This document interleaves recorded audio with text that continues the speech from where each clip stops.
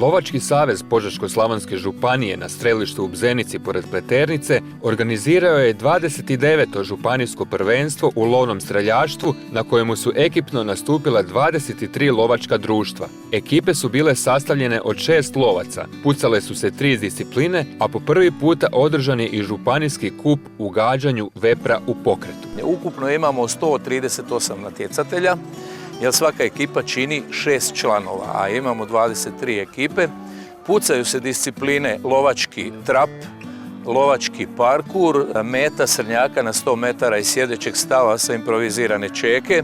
I prvi puta smo ove godine uveli još jednu disciplinu, a to je disciplina vepar u pokretu koja će se pucati kao prvi kup Županijskog lovačkog saveza na vepra u pokretu. Lovci Požeško-slavonske županije imaju sreću biti blizu i pucati na vrhunski urađenom strelištu u Bzenici, kojega zbog kvalitete često posjećuju i lovci iz cijele Hrvatske.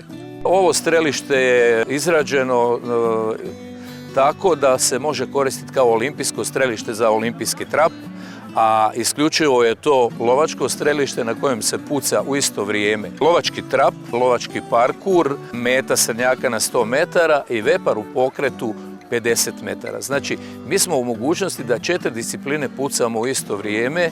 Ovakvo strelište koje se prostire na 4 hektara, znači vlasništvo zemljišta je Lovačkog saveza Požeško-slavonske županije, legalizirano strelište kao lovačko strelište i jedno je od najboljih strelišta u Europi, a u Hrvatskoj takvog strelišta nema. To je i razlog zašto su Lovački savez Požeško-slavonske županije i strelište pored Pleternice domaćini i mnogo većih natjecanja.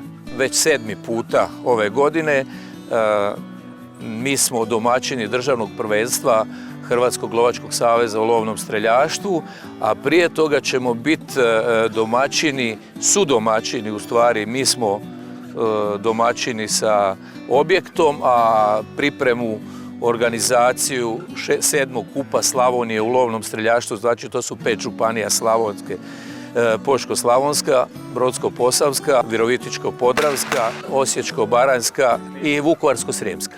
Lovce je pozdravila i gradonačelnica Pleternice Marija Šarić, koja nije krila zadovoljstva što se na području grada nalazi ovako vrijedan lovački objekt koji bi uskoro mogao dobiti novu ulogu i kapacitete. Mi imamo 4 lovačka društva i još jednu udrugu koja se bavi sličnim djelatnostima i izuzetno smo ponosni što oni zajedno sa Županijskim lovačkim savezom drže na jednom visokom nivou ovo strelište. Trude se da ono živi, da uvijek bude uređeno i da se uvijek zapravo razina natjecanja ovdje diže na jednu veću razinu.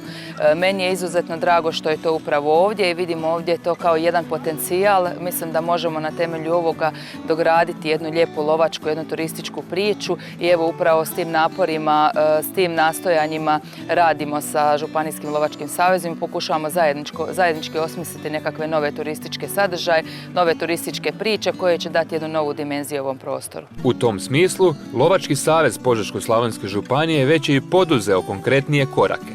Jako smo ponosni na ono što smo uradili i ne stajemo na tom. Znači, sljedeće što mislimo da napravimo to je da imamo vlastiti objekat, pa smo već u tom smjeru pokrenuli izradu projekta. Sve se to radi za lovce i zbog lovaca, a oni su iznimno zadovoljni i strelištem i natjecanjem.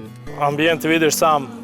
Svi lovci vole prirodu, zelenilo, vam smo došli svi sportskog duha. Najbolje nek pobjedi, sve je super sređeno, organizirano, napravljeno, tako da sve pohvale organizatoru. Odrađivali smo treninge ovdje na stazi, nešto smo odrađivali što se tiče karabinskog pucanja u samom lovištu. Znači, i onda smo došli vamo na stazu, odradili smo trening na trapu i na parkuru, također isto na karabinu. Zato smo zadovoljni, a rezultat će pokazati danas kroz natjecanje. S obzirom kakve smo pripreme imali, danas smo dosta dobro i pucali. Priprema maltene nije ni bilo. Došli smo čisto za druženje, da pucamo, da se družimo tu s ljudima i to je to. A što se tiče golubova, golubovi su danas umjereno bili brzi, normalno i to je to. Zadovoljan sam. Moglo je bolje, ali sad ćemo mi to nadoknati na ova 2 druge discipline, lovački karabin i trap. Svake godine sam redovno ovdje na svim natjecanjima i posebno ono što ja preferiram, a to je disciplina lovački karabin. Sad sam prije 5 minuta završio baš tu disciplinu. Zadovoljan sam, moglo je mrvicu bolje, ali odlično je, zapravo odlično, dobro je. 29 od 30. Za same discipline koje su pucane na natjecanju te krajnji rezultat potrebna je mirna ruka i puno treniranja. I ovo su discipline koje se moraju jako puno vježbati. To je prvo. Zatim smirenost lovca, dobra municija i oružje. Sve to, čini se, najbolje su odradili članovi lovačkog društva Slavonac iz Kutjeva, koji su ekipni pobjednici natjecanja. Druga je bila ekipa lovačkog društva Dilj iz Buka, a treći lovci iz čaglinskog društva Vidra.